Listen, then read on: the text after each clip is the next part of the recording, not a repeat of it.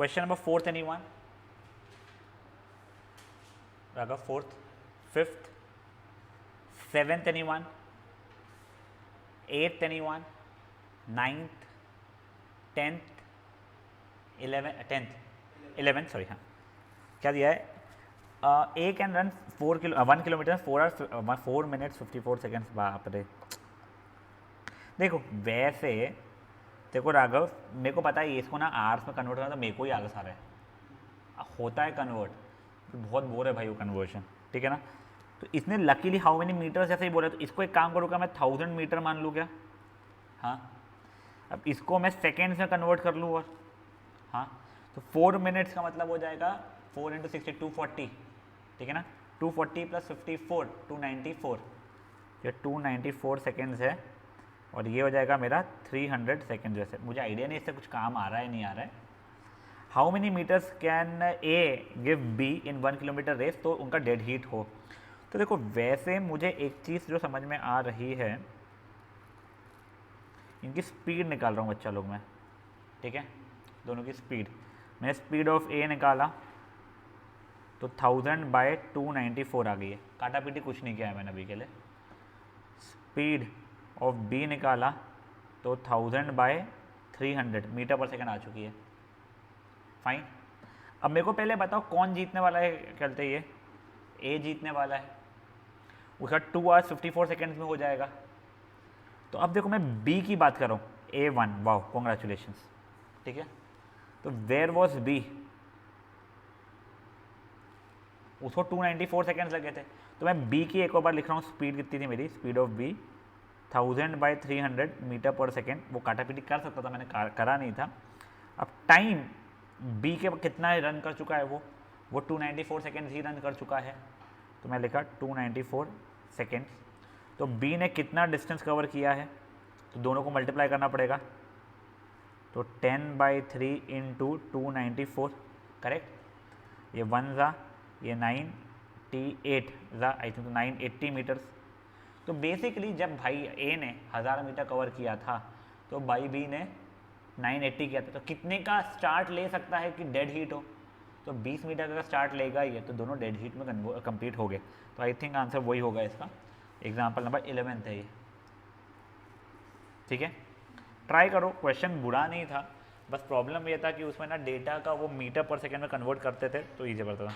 तुझे एक बार तेरा हो गया था 11th वाला, तो करना 11, रुका हूँ 12th पर डिस्कस करते हैं।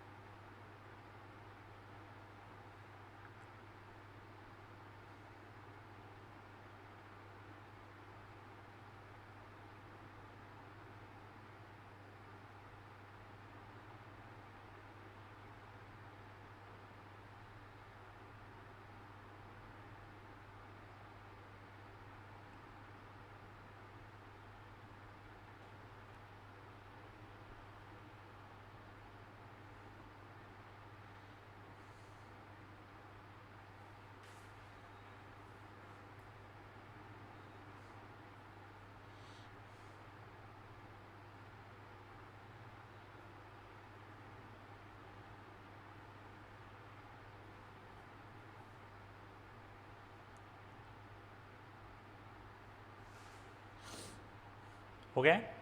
चलिए, now that was question number 11th। 12th anyone? Yes, एक second. In a race of 600 metres A can beat B by 16 metres and in a race of 500 metre. Okay great. देखो पहले ए और B की बात हो, 600 मीटर की race थी, तो जब ये 600 मीटर कवर करता है, अपना बी कितना मीटर कवर करता है, तो 540 कवर करता है। अब 500 मीटर की रेस है, तो B beat C by 50 metre, तो B जब 500 मीटर करता है तो C 450 करता है, ठीक है। तो देखो यहाँ पे B कॉमन थे, तो 540 और 50 540 और 500 का एलसीएम लूँगा मैं, तो ये दोनों नंबर सेम जब होगा तो मुझे ए सी के बीच का रिलेशन मिल जाएगा। चलो एक काम करते करके दिखाता हूँ मैं। 540 और 500 के बीच का एलसीएम निकालता हूँ मुझे। वैसे देखो 10 से करना नहीं चाहिए, पर मैं डायरेक्ट 10 से कर रहा हूँ। 54 50, 2 से किया 27 25, ये 27 और ये 25 करना ही पड़ेगा मेरे को, ठीक है ना। तो एलसीएम आ जाएगा इसका 10 इंटू 20 इंटू 27 इंटू 25, तो कुछ 13,500 आ रहा है, ठीक है। तो अब मुझे 540 बनाना है अगर उसे, तो मल्टीप्लाई बाय 25 करना पड़ेगा, तो ये 13,500 और ये हो जाएगा इंटू 600 इंटू 25, ये हो जाएगा 15,000, ठीक है। और यहाँ पे मुझे 13,500 अगर इसका बनाना है तो मुझे मल्टीप्लाई पहले तो ये 27 से मल्टीप्लाई करना पड़ेगा, और उसको 27 से मल्टीप्लाई करूँगा 450 को, तो वो 12,150 दे रहा है। तो बेसिकली ए और सी के बीच रिलेशन ये है कि ये जब 15,000 मीटर भागता है तो ये 12,150 मीटर भाग लेता है। अब मुझे कितने की रेस बोली गई है 12th वाले में, 400 मीटर की, तो ए जीतने वाले ऑब्वियसली, तो मैंने ये एक्स मान लिया। तो 12,150 into 400 divided by 15,000 is going to be 324। तो कितने मीटर से वो जीत रहा है, तो 76 मीटर से जीत रहा है, तो he can beat him by 76 metres. समझाए, कैलकुलेशन इंटेंसिव था या थोड़ा सा क्या है ना, ये एलसीएम गंदे से हो गए थे, बट ठीक है, कोई इतना रुलाया नहीं उसने मेरे को।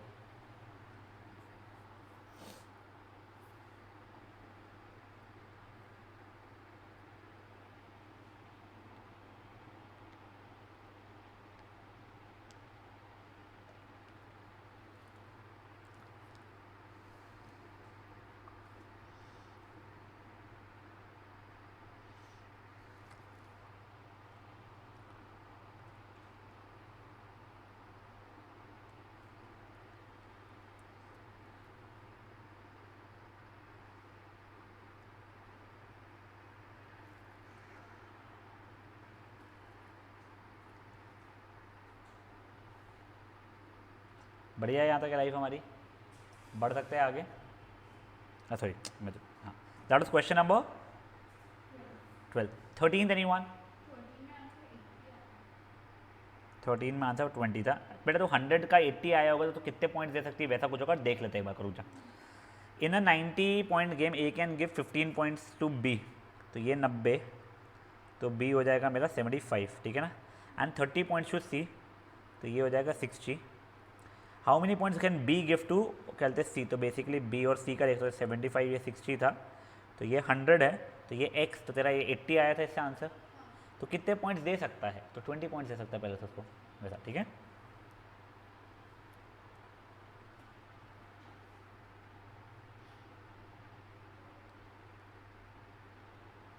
एग्जाम्पल नंबर 14, देखो 14 से डाउट है।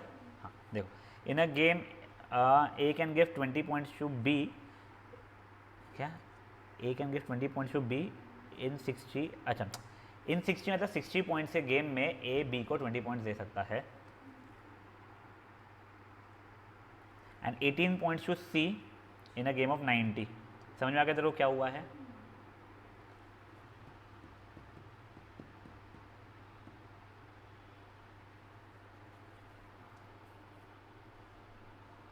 कर लेगी आएगा। 15th, yes.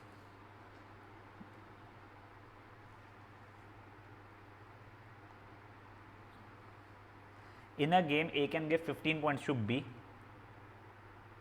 A can give 30 points to C. अच्छा ओके, ये वो वाला है।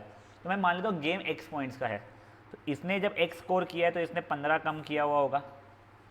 जब a ने खुद ने x किया है तो इसने c ने x माइनस 30 किया होगा। तो बेसिकली b और c के बीच में रिलेशन है जब x माइनस 15 और x माइनस 30।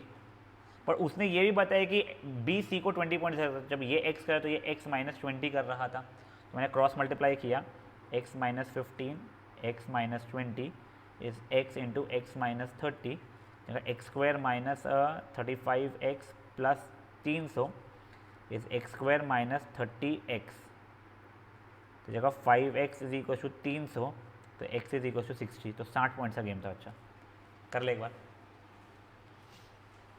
जब तक कि तू कर रहा है जस्ट एक ओवरव्यू। बेटा अब ये अपने आई थिंक 2 ही टॉपिक्स हुए हैं, और टॉपिक्स है इसके अंदर। This pipes and systems amazing topic, यानी मुझे बहुत मज़ा आता है उसके अंदर। Modulo arithmetic very boring topic according to me. I think so एक और टॉपिक है, मुझे ध्यान नहीं आ रहा है, एक सेकंड बुक दिखाना रहा मुझे मेरी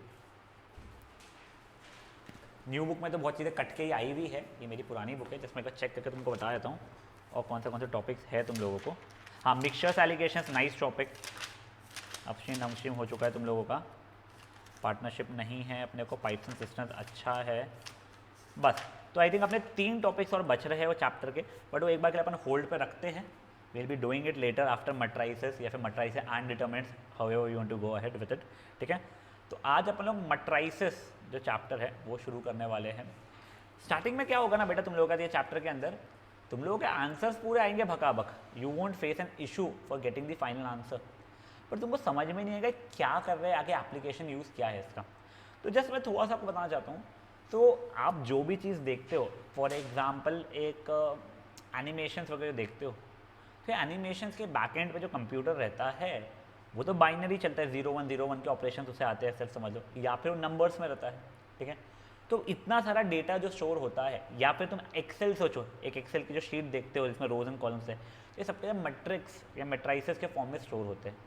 उसके ऊपर अलग अलग चीज़ें करके ही हम लोग जो अलग अलग फैंसी चीज़ें कर पाते हैं वो होती है। तो कोई चीज़ें जूम इन करना, जूम आउट करना, इन्वर्ट करना, एंगल चेंज कर पाना से लेकर कलर चेंज करना, ये सब चीज़ें जो हो जाती है ये कंप्यूटर्स के ऊपर की, वो सबके सब मैट्रिक्स फॉर्म में स्टोर रहती है, उस कारण से हो पाती है।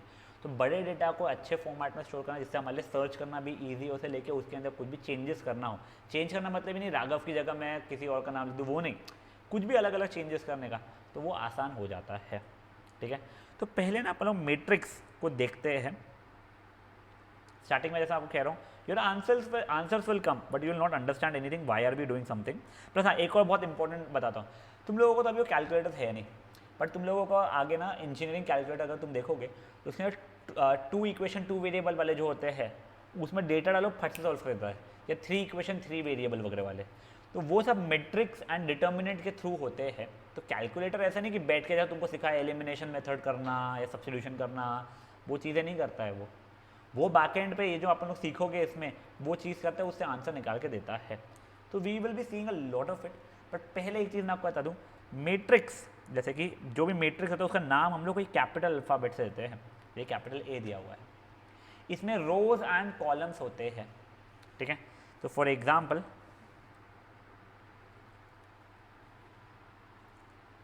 Let's say there is a matrix A, तो उसको ऐसे इसमें किया जाता है। मान लो इसमें 4 रोज है और 3 कॉलम्स है, बेटा रोज हॉरिजॉन्टल होते हैं, ठीक है ना। तो दिस इज मे बी रो 1, रो 2, रो 3, रो 4, और 3 कॉलम्स है C1, C2, C3।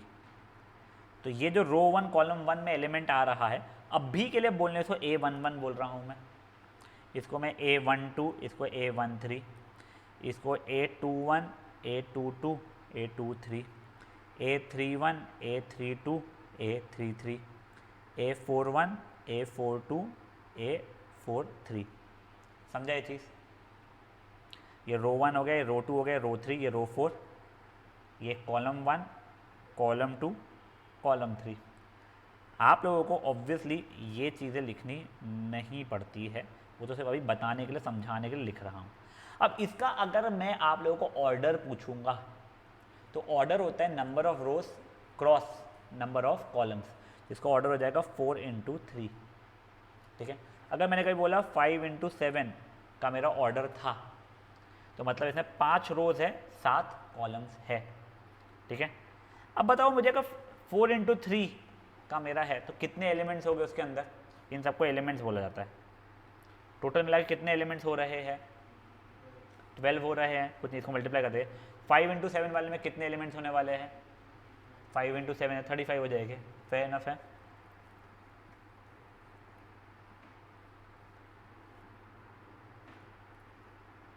अब ये देखो, your elements can be positive, negative, 0, rational numbers, irrational numbers, तुम लोगों को रियल नंबर्स ही आने वाले हैं, कॉम्प्लेक्स नंबर से इमेजिनरी नंबर्स जो होते हैं वो नहीं देखने वाले हो तुम लोग, तुम्हारे मैट्रिक्स रियल मैट्रिक्स ही रहने वाले हैं। जो कोर मैथमेटिक्स वाले रहते हैं उन लोगों को 11th में एक इमेजिनरी नंबर का चैप्टर आता है, तुम लोगों को है नहीं, इसलिए उसके ऊपर अपन स्ट्रेस नहीं दे रहे। अब देखो मेरे दो मैट्रिक्स को मैं कंपेरेबल मैट्रिक्स कब बोलता हूँ, जब वो दोनों मैट्रिक्स का ऑर्डर सेम हो। तो for example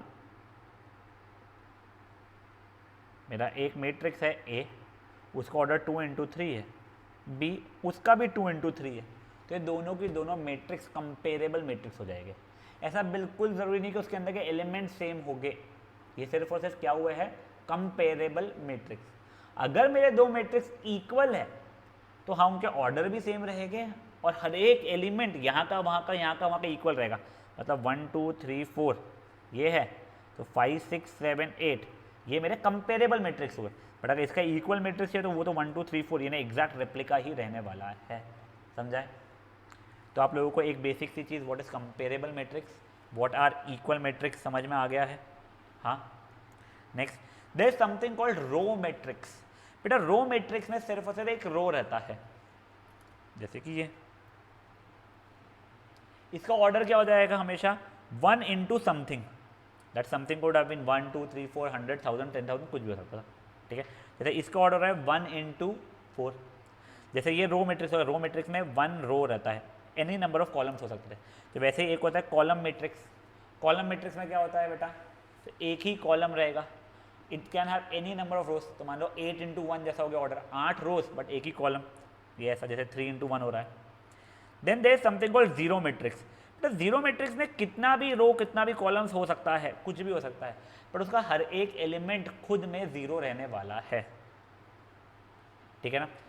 it could have been a row matrix also, और could have been a column matrix also, और could have been a rectangular matrix also, या स्क्वायर मैट्रिक्स जो अपन देखेंगे, कोई ऐसा भी मैट्रिक्स कुछ भी ऑर्डर हो, उसका हर एक एलिमेंट कितना होने वाला है, मेरा जीरो ही होने वाला है। अब स्क्वायर मैट्रिक्स क्या होता है, तो फुद्दू सी बात है, स्क्वायर मैट्रिक्स में नंबर ऑफ रोज और नंबर ऑफ कॉलम्स इक्वल होते हैं, 1 इंटू 1 वाला या 2 इंटू 2 3 इंटू 3 4 इंटू 4 5 इंटू 5 वगैरह, ठीक है। अब इसके अंदर ना बेटा जब स्क्वायर मैट्रिक्स बनता है तो ये जो एलिमेंट्स है इनको प्रिंसिपल डायगोनल एलिमेंट्स बोलते हैं, इसको नहीं बोलते हैं प्रिंसिपल डायगोनल एलिमेंट्स, मतलब A11 A22 A33 ऐसे वाले। देखो ये तो मेरा क्या बन जाता है, A13 बन गया होता, नहीं ये नहीं, ये इसकी बात नहीं, और डायगोनल जो तुम लोग बचपने में देखते थे वो डायगोनल की बात नहीं कर रहा हूँ मैं, प्रिंसिपल डायगोनल हमेशा A11 A22 A33 A44 वगैरह वाले होते हैं। नाउ डायगोनल मैट्रिक्स, ये एक देखो डायगोनल अगर आ रहा है तो स्क्वायर ही होना पड़ेगा। अगर मैं रेक्टेंगल की बात करता था फॉर एग्जांपल ये वाला, इसके अंदर डायगोनल कैसे बनाता था बच्चा लोग, मैं नहीं बनता था ना मेरा। तो डायगोनल मैट्रिक्स एक स्क्वायर मैट्रिक्स होगा, इसमें जो प्रिंसिपल डायगोनल एलिमेंट्स है वो कुछ भी हो सकते हैं, उसको छोड़ के बचे सबके सब एलिमेंट जीरो होने वाले हैं। समझा ये चीज़ क्या हुआ है, पक्का। कोई नंबर से, कोई ये नंबर होना चाहिए, नंबर चाहिए, नंबर चाहिए, बचे ये सबके सब जीरो होने चाहिए थे। कोई एक आधा जीरो हो गया चल जाएगा, कोई पाप नहीं है उसके अंदर, बट ये पक्का से जीरो होने चाहिए मेरे, ऐसा होता है, ठीक है ना।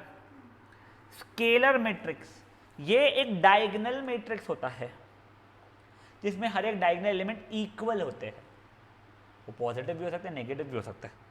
देखो जैसे -1 हो गया, 5 5 5 हो गया, ये देखो ये पहला वाला भी स्केलर मैट्रिक्स है। देखो स्क्वायर मैट्रिक्स है क्या, 1 इंटू 1, हाँ। प्रिंसिपल डायगोनल जो एलिमेंट्स है क्या सबके सब इक्वल है, क्या एक ही एलिमेंट था, हाँ। बचे सबके सब एलिमेंट जीरो है क्या, कोई एलिमेंट थे नहीं, तो ठीक है बढ़िया अपने लिए। तो ये क्या बन गया बच्चा लोग, मेरा स्केलर मैट्रिक्स बन चुका है। नेक्स्ट आइडेंटिटी मैट्रिक्स, एक तरीका स्केलर मैट्रिक्स ही होता है जिसके डायगोनल एलिमेंट हमेशा 1 हो जाते हैं। समझ में आ रही ये चीज़ है। देखो थोड़ा सा एक बार की स्टार्टिंग में कंफ्यूज होता है, upper triangular and lower triangular matrix. तो बेटा देखो इसमें क्या होता है ना, ये एक तरीके का तुम्हारा वो खेलते हैं डायगोनल मैट्रिक्स है, यहाँ डायगोनल मैट्रिक्स में यहाँ पे डायगोनल में कुछ एलिमेंट्स हैं। अगर अपर ट्राइंगल है तो देखो अपर ट्राइंगल के अंदर कुछ एलिमेंट्स रहेंगे, लोअर ट्राइंगल अपने आप जीरो हो चुके रहेंगे। लोअर ट्राइंगल तो उसके अपर ट्राइंगल हमेशा जीरो हो चुके होंगे, ठीक है। तो देखो अपन ने कौन से तरीकों के ये देख चुके हैं मैट्रिक्स। पहला रो और कॉलम तो ईजी है हमारा, नेक्स्ट जीरो मैट्रिक्स ईजी है, स्क्वायर मैट्रिक्स ईजी है, थोड़ा सा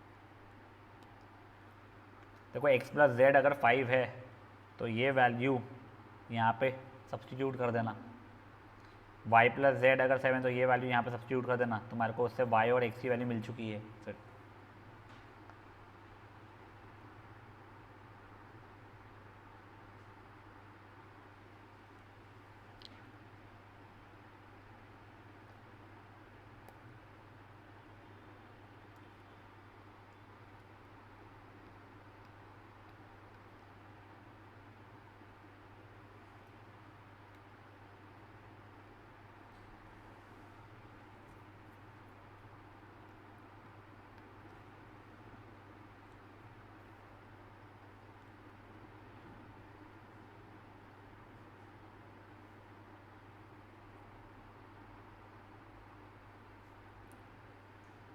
देखो x की 2 y की 4 z की 3 आ रही है।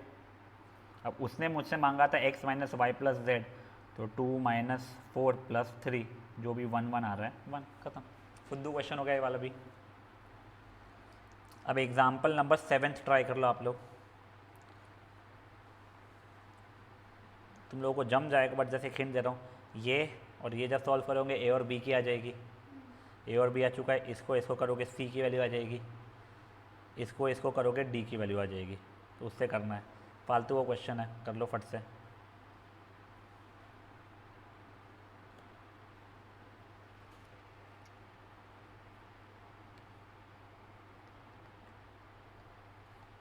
मैं एक टाइम रेस्टरूम से आता हूँ, आप लोग ये करके रखो।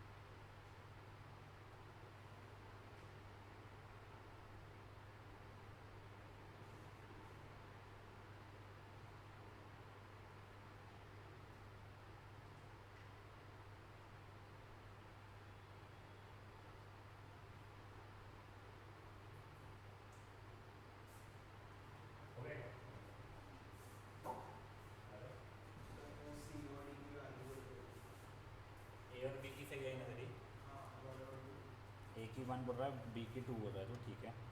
अब ये ए की अगर 1 है तो 2 प्लस सी इक्वल टू 5 हो जाएगा, सी की वैल्यू 3 आ जाएगी, सी की 3 गलत है सर, डी की भी गलत हो गई जैसे।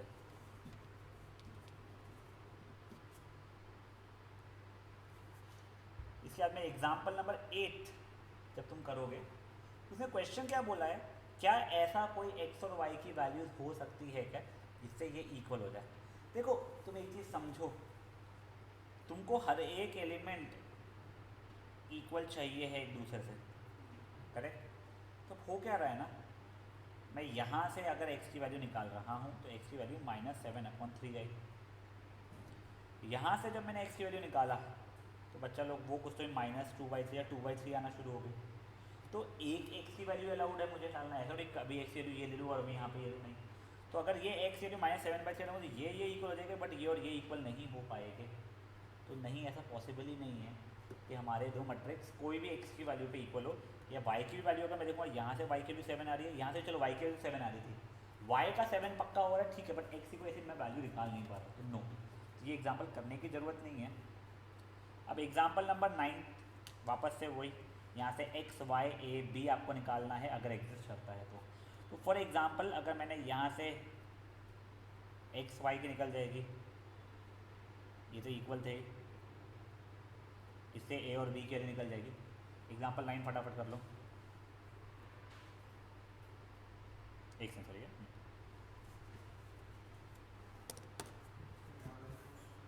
एक्स वाई ए और बी ये चारों की वैल्यूज निकालिए आपको। तो 4 equation 4 variable, sorry 2 equation 2 variable 2 बार है उसमें।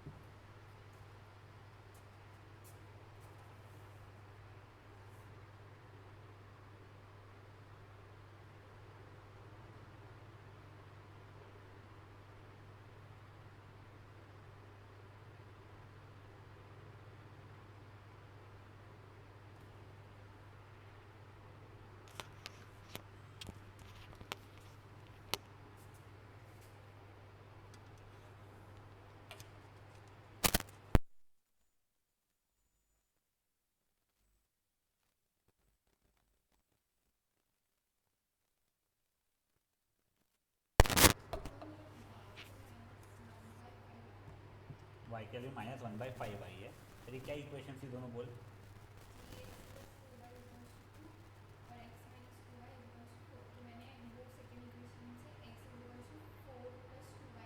और उसके ऊपर डाली तूने 3 ब्रैकेट में 4+2y plus 4y equals to 2 हो रहा था, 12 + 6y + 4y equals to 2, 10y equals to -।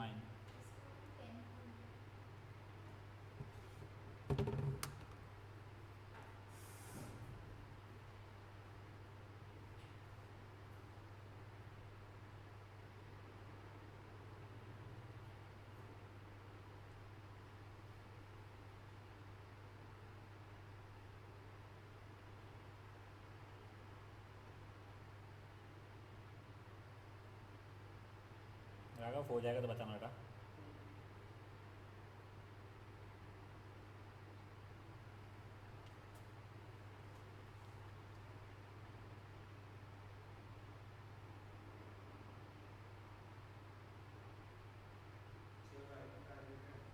क्या कह रहा? वाई की? हाँ बच्चा,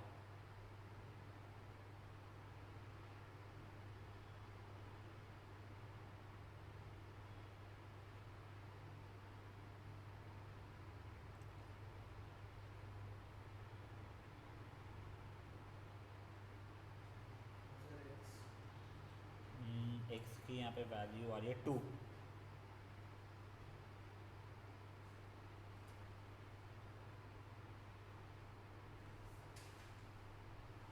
हो गया, वो वाला ए और बी भी निकाल लेता। नहीं मैं इसको हो रहा हूँ,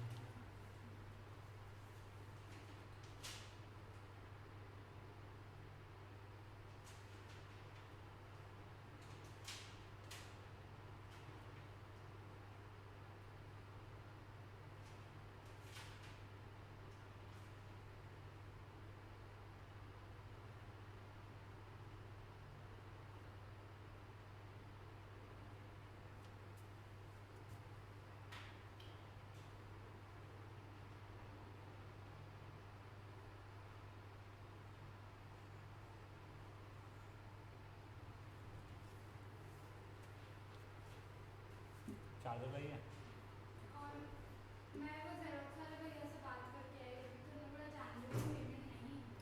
कैश लेके आया था मैं वहाँ पे, बाद में बताता हूँ।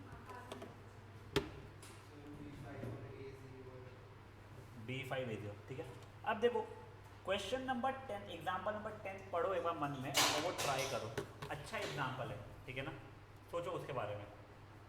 एग्जाम्पल नंबर 10 जो दिया हुआ है वहाँ पे, मैं इससे स्क्रीन ऊपर नहीं कर रहा हूँ, क्या इन लोगों को आंसर मेरा दिख जाएगा, इससे बिना वो देखे पर ट्राई करो।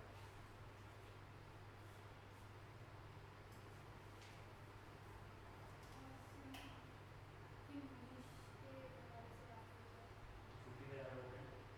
हाँ मुझे काफ़ी जून स्टार्टिंग में जा रहा है हो गया। हाँ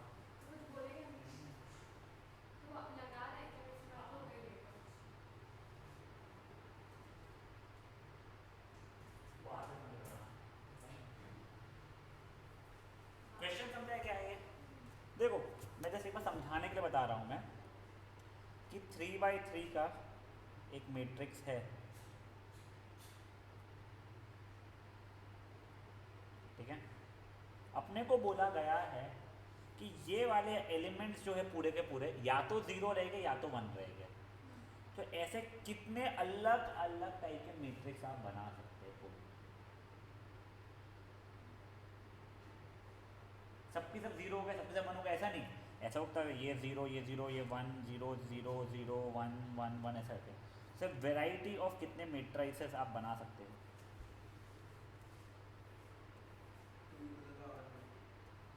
करेक्ट है साहब। देखो उसने 2 to power 9 कैसे बोला बता दो उनको। ये जो बॉक्स है इसके अंदर या तो 0 या तो 1 आ सकता है। तो दो अलग अलग ऑप्शन अवेलेबल, यहाँ पे 2 ऑप्शन, यहाँ पे 2 option, 2 option, 2 option, 2 option, 2 option, 2 option, 2 option, 2 into 2 into 2 into 2 into 2 जो भी है, तो 2 की पावर 9, तो देखो 5 1 2। समझे जी क्या हुआ है?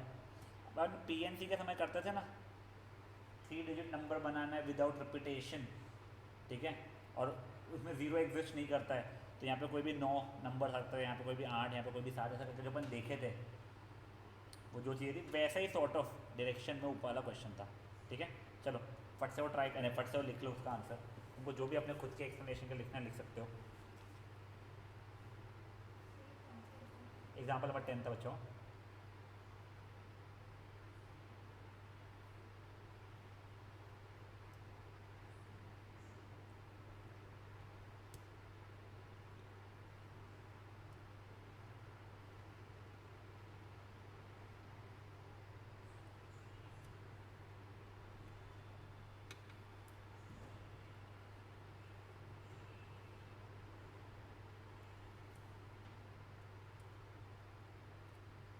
अब देखो एक ऐसा क्वेश्चन आता है और तुम्हारे यूनिट टेस्ट में आना ही है ये वाला, 2 मार्क 3 मार्क का कुछ भी आ सकता है, कि तुम्हारे को एक मैट्रिक्स है मतलब 3 इंटू 2 वाला, वो कुछ भी ऑर्डर हो सकता है, और एलिमेंट्स में A I J के हिसाब से रिप्रेजेंट करो, where I will be what row, J will be what column, ठीक है। तो मैंने बोल दिया A I J वाला जो एलिमेंट रहेगा उसकी वैल्यू रहेगी 2I minus 3J upon 4 for example, ठीक है। इसका मतलब क्या हुआ, पहले देखो मेरा मैट्रिक्स ये A11 A12 A21 A22 A31 A32 रहना चाहिए था 3 इंटू 2 के लिए। अब मैं ये एलिमेंट की वैल्यू अगर निकालना चाहता हूँ तो वहाँ पे I की वैल्यू 1 है, J की वैल्यू 1 है, फॉर्मूला मेरा ये है, तो वो क्या हो जाएगा A11 will be 2 into 1 minus 3 into 1 upon 4, 2 minus 3 upon 4 and minus 1 upon 4। तो वैसे यही की नहीं लिखना चाहिए अपन ने, तो -1/4। अब मेरा A12, हाँ सॉरी वो क्वेश्चन में दिया रहेगा, तो मैंने रैंडम से बनाया अपना, ठीक है। अब A12 अगर है तो हर A की जगह I की जगह पे मैं डालूंगा 1 और J की जगह पे डालूंगा मैं 2, 2 माइनस 6 अपॉन 4 मैंने -4 अपॉन 4 एंड -1, ऐसे करके बचे एलिमेंट भी निकाल सकता हूँ मैं, समझा है। तो वही चीज़ दिमाग में रखते हुए अभी आप लोगों को example number 4 and example number 5 करना है, ठीक है।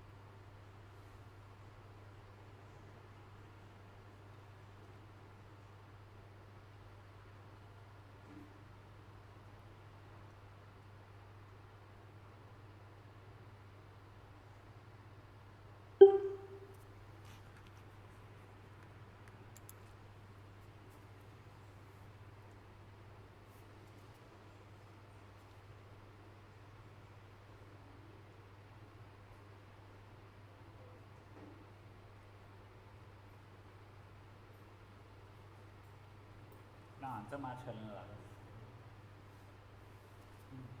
बचा cabin cabin cabin cabin cabin बचा, बाजू वाले रूम में संजनी मैम वहाँ पे।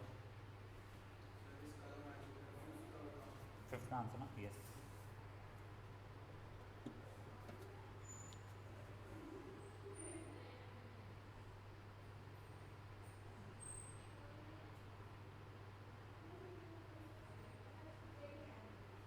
ठीक है राघव, अब देखो if I am not wrong अपना सिर्फ एग्जाम्पल नंबर 1 बचा है, वो भी अपन कर लेते हैं। अगर मान लो मेरा कोई एक मैट्रिक्स है,